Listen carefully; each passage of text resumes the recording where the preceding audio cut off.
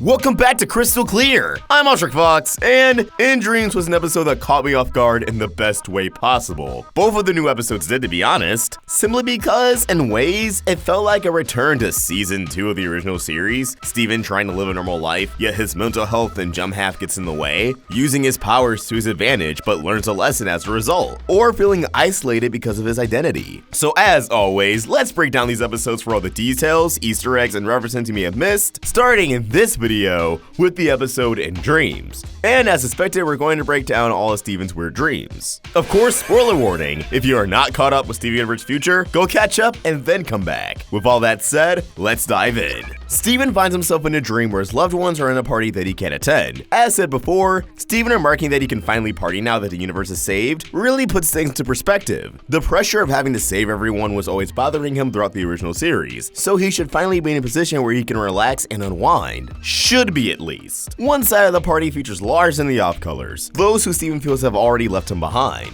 while the other side features Garnet, Amethyst, Pearl, Connie, and Onion, those who Steven are afraid of losing. In fact, I'd even wager this particular selection of characters are going to run into a conflict with Steven. We know an intervention with the main crystal gems is inevitable, a Connie-related heartbreak may lie in the path ahead, and I don't know, maybe Onion will steal Steven's lunch money or something. Steven attempts to join in the fun, but the entrance disappears. A booming Cookie Cat Obsidian informs him that no one needs his help, asking Steven why he's still here. Super heavy. Cookie Cat is a visual representation of Steven's human half and gem half, alongside an interpretation of Rose Quartz and Pink Diamond. So having Cookie Cat ask Steven why he's essentially alive is pretty heavy content to kick off an episode. As Steven plummets to his astral demise, he awakens and reveals to us through dialogue that he's been suffering from strange nightmares for a while. Luckily, Peridot arrives to change the mood as her and Steven indulge in a new reboot of Camp Pining Hearts, which provides interesting meta commentary all throughout the episode on reboots, serialized storytelling, and expectations from fandom. The use of Camp Pining Hearts in itself transforms this episode into a loose end premise. In a series following up on what happens next from the original series, even Camp Pining Hearts is followed up on. Even this TV show within a TV show is susceptible to change, becoming something different from what everyone is used to. For this meta commentary, however, they're focusing on when reboots aren't that well received. The network this show airs on wouldn't know anything about that at all. From a production standpoint to the content itself, Steven and Peridot aren't impressed. Peridot's not feeling the new characters. She mentions how the original series was used as escapism for her, a world she could slip into to get away from her problems, which is how a lot of the older fans of Steven Universe view the show. Or at least, the original series before Future came at everyone's necks. Side note, when Peridot mentions that Camp Pining Hearts was escapism for when everything was in chaos, she's probably referring to when Lapis made off with the barn and went to the moon. There's also a mention of the two bonding over the show, which is a nod as to how Steven fans have forged friendships over the series. Steven's nightmare cuts into the TV, and although not properly explained, it can be inferred that this is a combination of astral projection and electrical interference, two abilities he's displayed in the past. Steven suggesting that he should start wearing a tinfoil hat is a nod to real-life tinfoil hat belief that wearing such an object made out of aluminum foil will protect one's brain from having their minds compromised by aliens, the government, or YouTube channels that make theory videos. Deciding to reboot the reboot, Steven and Peridot get to work, starting with a whiteboard chart very similar to previous visuals Peridot made in the episodes Back to the Barn and Log Date 7152. I'm sure that this draws more from real-life television production and story planning than we realize. There's a breakdown of the story arc they want seen, and even a shipping genre, using terms like which characters are endgame and combining their names into ships. Creating a foil character to Rodrigo, Steven creates a self-insert, Stefan, who is represented with a doodle that has his right hand scribbled out. I'll call back to Barmates where Steven mentions that he's bad at drawing hands, but comparing his art from then till now, it's still greatly improved. Is it perfect? Of course not. But now he's implementing small techniques such as guidelines to produce more recognizable art. Steven is the art icon we all need in our lives. Never stop creating. Before adventuring into Dreamland, Steven indulges in a bit of spicy chili, stating that eating spicy food before bed can help make dreams super vivid. However, my research shows that there's a bigger belief that spicy food makes you more prone to nightmares and bad dreams. Late night snacks increases the body's metabolism and temperature. So yes, it seems as if Steven flipped a coin and got tails, you lose. Paradox slips into more meta-commentary by reminding Steven to implement more action-oriented storytelling, which is a desire a lot of fans of Steven Universe and general serialized Western animation possess. Unfortunately, action cartoons at large went out the window in the eyes of networks a long time ago, with few scrapping by nowadays. But if you're in the mood for some, Glitch Text on Netflix is a Nickelodeon show worth watching, with loads of action, and The Owl House, while not action-focused, has plenty of action sequences within its run already. Also, it has an overarching story, a bisexual main character, and Easter eggs to Gravity Falls, so I highly recommend checking it out as I begin to cover it more on the channel. Within his dreams, Steven's self-insert Stefan comes off as a more toned and in-shape depiction of Steven's adult self from the episode So Many Birthdays. Just eyelashed up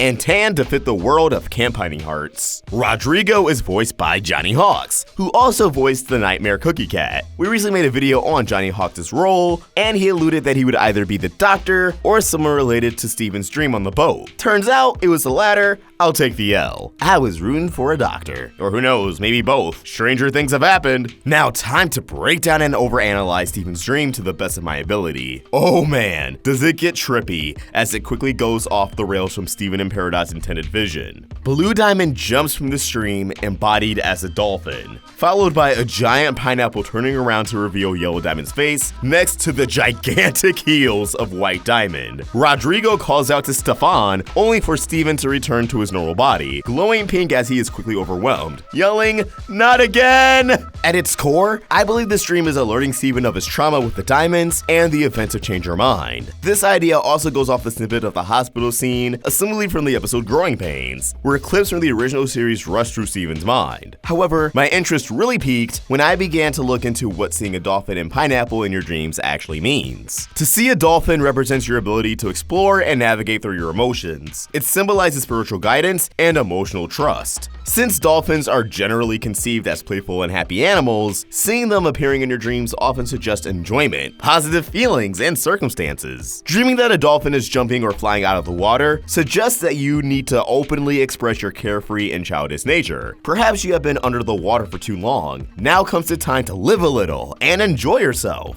To dream about baby dolphins or small dolphins that need protection suggests that you need to nourish your inner joy. Do not get swayed or discouraged by minor bumps along the road of your personal growth and development. Dreaming of pineapples symbolizes great fun. It is possible that some sort of celebration is coming soon. You are happy when you can spend time with your friends and host them. If the weather happens to be nice, you will go on a short trip. You will have a good time, relaxation, and enjoyment. Spiritually, it symbolizes the hospitality of families, true friendship, diplomacy, and open-handedness. Now, originally I wasn't going to include White Diamond simply because I thought her giant feet and legs were a nod to Electra Homeworld and pretty much the first time Steven ever saw White Diamond. But this interesting tidbit was provided to me on Twitter, so I'll slip this in last minute.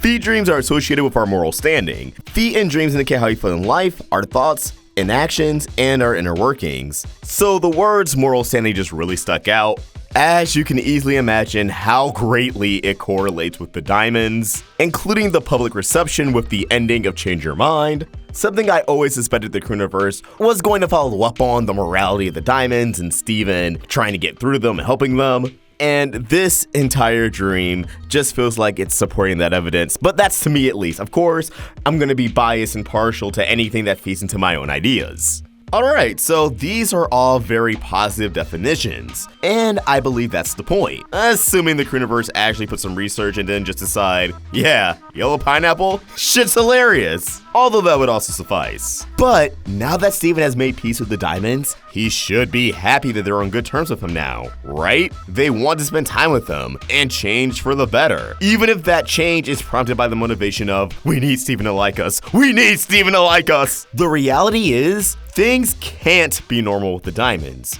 which is why they're sticking out like a sore thumb here. It's the reason why this dream is unsettling. Steven can never have with them what he has with the crystal gems. He's traumatized by their actions, everything he endured in order to get through to them. But he's been repressing those thoughts, those feelings, those emotions. Not much can trigger Steven's pink state instantaneously, dream or not. The only topic that has prior, and I mean instantly set him off, you say one thing and he's glowing, is his mother. Now, it seems as if all four diamonds are each easy triggers, things or people he doesn't like to think about. He doesn't want to think about them in a negative light and confront the fact that these weren't the best people, but he helped them because he felt as if he had to help them in order to save everyone, in order to do what his mom never could. The diamonds don't line up with the tone of the dream because they just can't blend in with the status quo of Steven's life. He has confusing, compromising emotions towards them, and if he doesn't confront them, it may be his downfall. He can't fight the fact that he struggles viewing the diamonds in a positive light. Though I'll add on that the dolphin and pineapple definitions do have a bit of accuracy with Steven's situation. Snow Day illustrated that he does need to flex his more carefree, childish habits and enjoy his life. He does need to navigate through his emotions and trust more of his family to listen to his problems, though I don't believe he'd get much of that out of the diamonds. The pineapple representing family, and that celebration may be nearing, is reflective of Steven's desires. He wants to be with his friends, his loved ones, instead of losing them and drifting away, which is what he feels like is slowly unfolding. It also may be a little bit of foreshadowing that Steven will have a reunion with the diamonds pretty soon. Steven comes to, and Peridot relays that she saw everything, but a bit lost at the end of the dream. Steven's clearly taken aback, but is willing to try out more dreams until they get it right. This takes us to a very interesting sequence and more dreams to go over. One dream features Rodrigo becoming Dogcopter and flying away, representing what I believe to be Steven's childhood innocence, his nostalgia for older times slipping from his reach. Dogcopter is also a recurring character in Steven's dreams, as he appeared in Line 3, Straight to Video, Chillated, and Kiki's Pizza Delivery Service, all in a similar fashion. Side note, people in my dreams becoming other people entirely, or myself becoming other people entirely, I can experience that quite a bit, so it was just a huge mood and relatability to see it here in the episode. In another dream, Rodrigo becomes the 3 crystal gems, whom, like Dogcopter, fly away, representing Steven's fear of everyone leaving him behind, even his family. Garnet, Amethyst, and Pearl are the ones Steven feels the most disconnected from, as if they're already gone, and opening up about his problems will just set the ball in motion. It'll just create more problems. These 2 dreams also see kindergarten holes in the distant mountain, which could be a nod at Steven trying to leave behind the fact that Earth was slowly being killed to create gems at one point in history. The process that created one of his loved ones, Amethyst, it was a great danger to the planet, and I'm pretty confident these are kindergarten holes, as they don't appear in the following shot, with something else in its place. Another dream sees Rodrigo remain the same, while Spinell's injector is seen planted into a mountain. Steven returns to the form of an infant, particularly how he looked in the episode 3 Gems and a Baby. His gem even has room to breathe. This is all a nod towards the events of the movie, another series of misfortunes Steven tries to repress, trauma he doesn't want to think about. He forgave Spinell, he wants to move on and be on good terms with her just like the diamonds, but deep down, he's still disturbed by everything. His infant self representative of his dilemma in the film, where he remarked because of the rejuvenator, it was like he was a kid again, lacking control of his powers. Here, Steven feels as if he has no control over everything. However, his current age in the dream itself causes the phrase, like a kid, to transform him into a toddler. In an effort to keep Steven on track in the dreams, Peridot switches over from script-driven to storyboard-driven, which are the 2 methods to creating an animated series. Shows can either be script-driven, as in all the dialogue and events are made from a script and then drawn to storyboards, or board-driven. Shows which the storyboarders are given an outline of an episode and create the dialogue and storyboards from there. Steven even remarks that Peridot really posed this out, which yeah, characters moving, actions, it's all generally referred to as poses in character acting, when a storyboard isn't just a still shot, when a character is moving around, changing gestures and expressions, while speaking a single line of dialogue. Also, Peridot is really good at drawing, like what the hell. I guess I shouldn't be too surprised, gems seem to be artistically inclined, except Amethyst needs some work on it, which makes sense. She was the only crystal gem who wasn't made on Homeworld or didn't emerge perfectly, so it makes sense she would lack some of the skills and knowledge that other Homeworld gems have, that she has to pick those up on her own.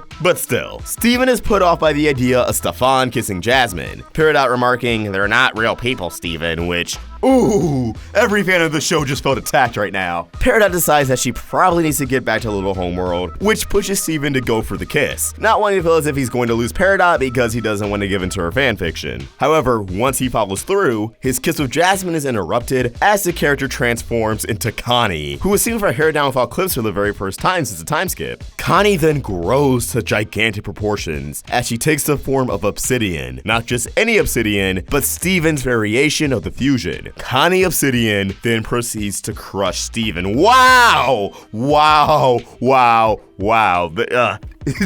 just so much. I feel as if this hammers in Steven's trauma from Change Your Mind, debatably even more so than the other dream. After all, Obsidian scaling the diamond mech is one of the moments Steven calls back to in the upcoming hospital scene, which was a moment Connie was involved in. However, I also think it sets up the events of the upcoming episode Together Forever, cluing us in that something unfortunate will happen at the temple involving Connie. But yes, Change Your Mind scarred Steven. These dreams absolutely reinforce that idea. As Steven's dreams continues, he finds himself in his older room from the original series. He tries to get Peridot's attention, only to grab her shoulder and find the SMPTE color bar on her face, a loud static noise blasting in her ears. Suddenly, he's in the mindscape, which takes him back to the first dream this episode opened up with. Peridot joining the people Steven feels as if left him behind, or are going to leave him behind. Side note, apparently this sequence was storyboarded in a single night, which storyboarder Maya Peterson does not recommend anyone doing. But still, came out pretty great. As the dream begins to go off the rails, Steven attempting to keep Peridot from joining the party he can't break into, he finally opens up about his problems, that he's always had something to fix, referencing both the diamonds and Spinel, but he doesn't think he can go on helping people any further. That's always how he connected with people, but now it's beyond taking its toll. But because the conflicts around him are dwindling at a fast pace, he feels as if no one needs him anymore. What good is he if he can't help anyone? Even trying to fix a TV show in his dreams is killing him.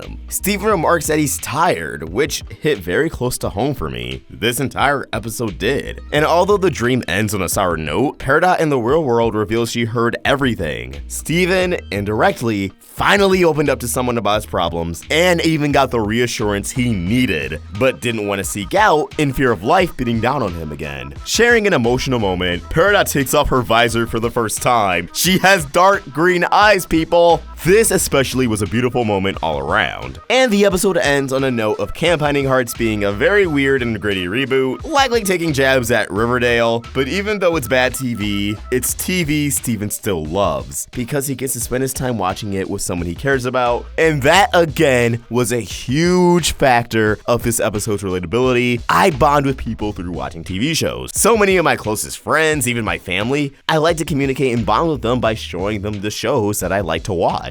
I'm glad Steven Universe understands that. But as always, these are just my thoughts, and I want to hear yours. What did you think of this episode? What's your theory on what's going on with the diamonds? Let us know your thoughts in the comments below, or tweet your thoughts at Roundtable Vids. And for more of my own thoughts, you can find me at OstricFox. We're also on Instagram. Help the Roundtable grow by either becoming a member of this channel or supporting us over at Patreon. Link in the description. If you enjoyed this video, please throw a like and subscribe to the Roundtable for more great cartoon content. Thank you for watching, and I hope you have an awesome day. OstricFox, signing out.